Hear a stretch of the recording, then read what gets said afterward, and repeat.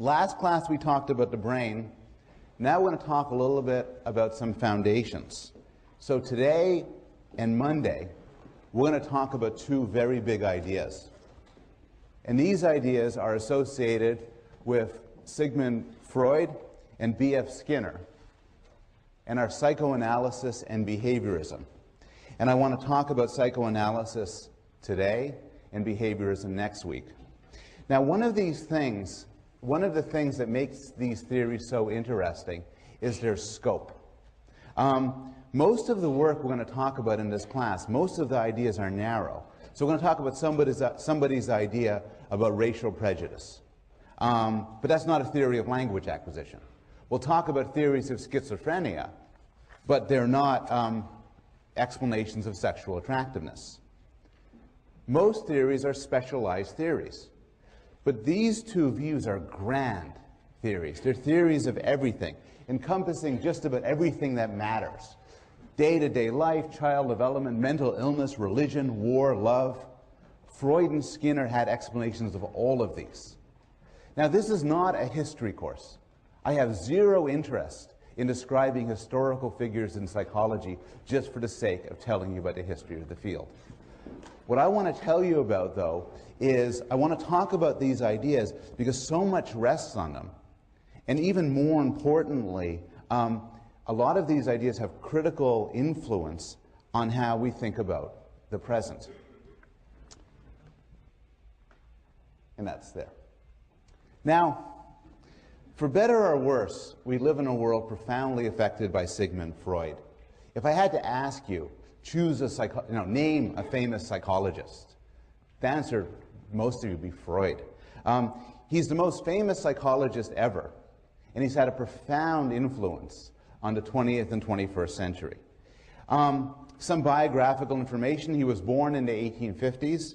He spent most of his life in Vienna, Austria, but he died in London, and he escaped to London soon after retreating there at the beginning of World War II, as the Nazis began to occupy where he lived. He's one of the most famous scholars ever, but he's not known for any single discovery. Instead, he's known for the development of an encompassing theory of mind, one that he developed over the span of many decades. He was, in his time, extremely well known, a celebrity, recognized on the street. And throughout his life, he was a man of extraordinary energy and productivity, in part because he was a very serious cocaine addict, but also just in general, he was just a high-energy sort of person. He was up for the Nobel Prize in medicine and in literature, didn't get either one of them, didn't get the prize in medicine because Albert Einstein, everybody loves Albert Einstein. Well, Albert Einstein really wrote a letter, because they asked for opinions of other Nobel Prize, wrote a letter saying, don't give the prize to Freud. He doesn't deserve a Nobel Prize. He's just a psychologist. Oh, yeah. Okay. While he's almost universally acclaimed as a profoundly important intellectual figure, he's also the object of considerable dislike. This is in part because of his character. He was not a very nice man in many ways. He was deeply ambitious to the cause of promoting psychoanalysis, to the cause of presenting his view and defending it. And he was often dishonest, extremely brutal to his friends, and terrible to his enemies. He was an interesting character. My favorite Freud story was as he was leaving Europe during the rise of the Nazis, as he was ready to go to England from, I think, either Germany or Austria, he had to sign a letter from the Gestapo. Gestapo agents intercepted him and demanded he sign a letter saying that at no point had he been threatened or harassed by the Gestapo. So he signs the letter, and then he writes underneath it, "The Gestapo has not harmed me in any way. In fact, I highly recommend the Gestapo to everybody." He had a certain aggression to him. He's also disliked, often hated, because of his views. He was seen as a sexual renegade, out to destroy the conception of people as good and rational and pure beings.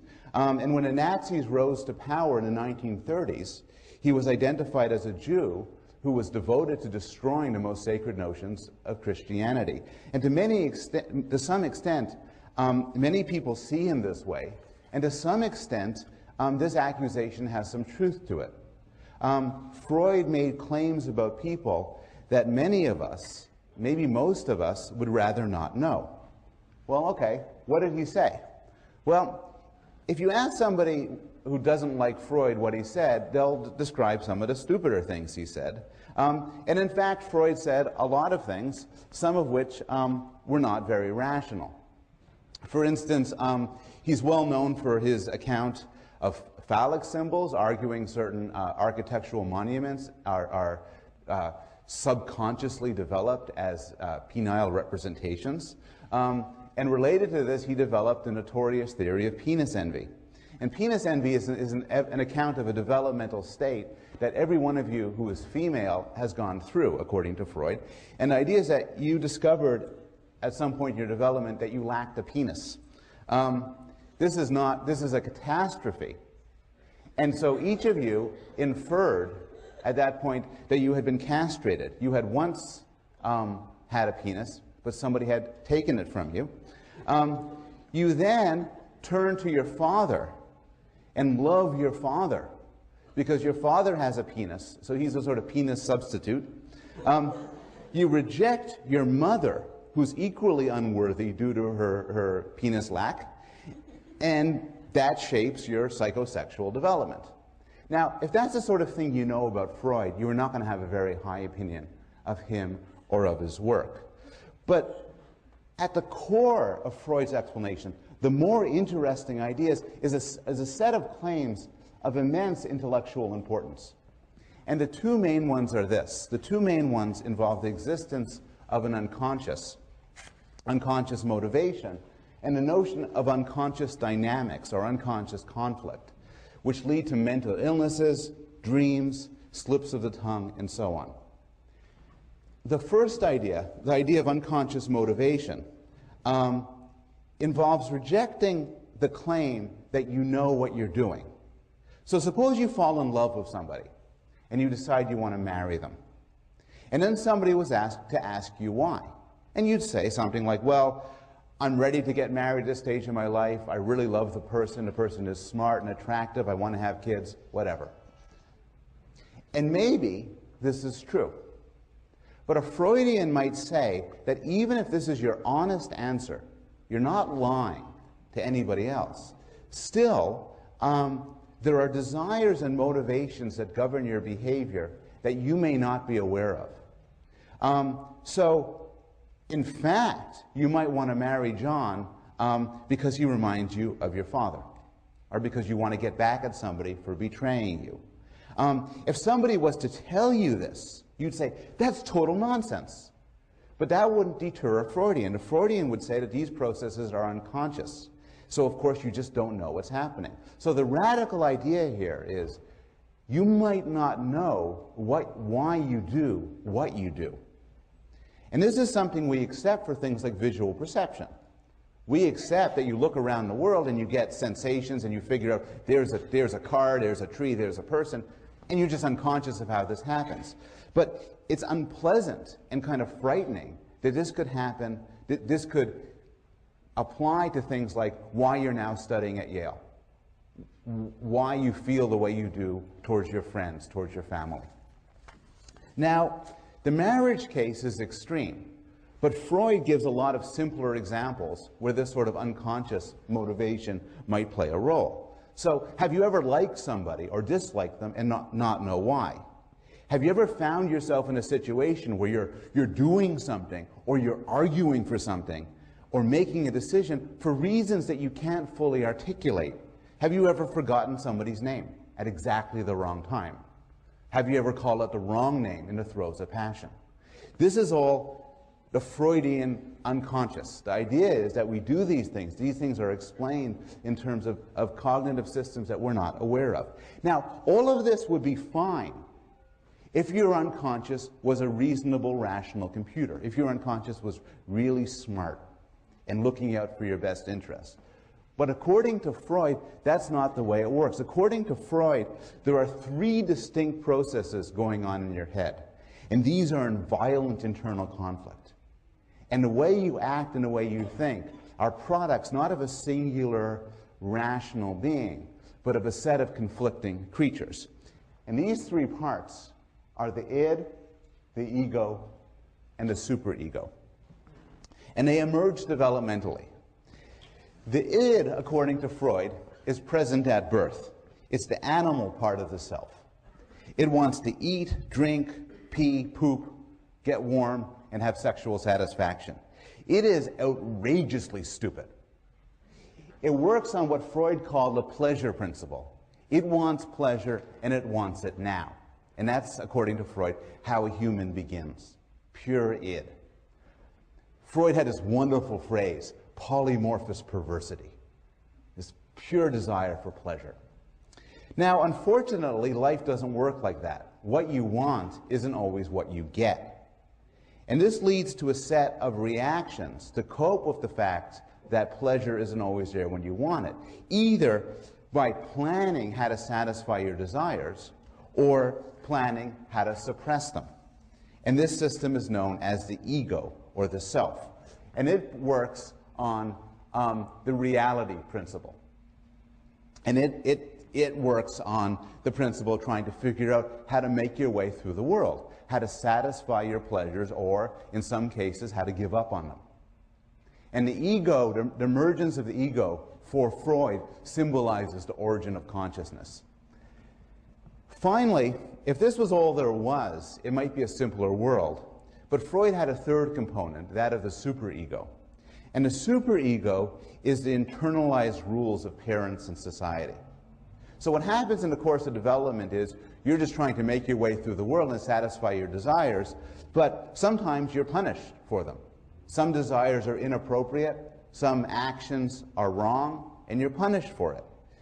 The idea is that you come out, you get in your head a superego, a conscience. In these movies, it'd be like the little angel above your head that tells you when things are wrong. And basically, yourself, the ego, is in between the id and the superego. One thing to realize, I told you the id is outrageously stupid. It just says, oh, hungry, food, sex, oh, let's get warm, oh. The superego is also stupid. The superego, according to Freud, is not some brilliant moral philosopher telling you about right and wrong. The superego is like, you should be ashamed of yourself. That's disgusting. Stop doing that. Oh! And in between these two screaming creatures, one of them telling you to seek out your desires, the other one telling you should be ashamed of yourself, is you, is the ego. Now, according to Freud, most of this is unconscious. So we see, bubbling up to the top, we feel, we experience ourselves. And the driving of the id, the forces of the id and the forces of the superego are unconscious, in that we cannot access them. We don't know what, it's like the workings of our kidneys or our stomachs. You can't introspect and find them. Rather, they do their work without conscious knowledge. Now, Freud developed this. This is the Freudian theory in broad outline. He extended it and developed it into a theory of psychosexual development. And so Freud's theory is, as I said before, a theory of everyday life, of decisions, of errors, of falling in love, but it's also a theory of child development. So Freud believed there were 5 stages of personality development, and each is associated with a particular erogenous zone. And Freud believed as well that if you have a problem at a certain stage, if something goes wrong, you'll be stuck there.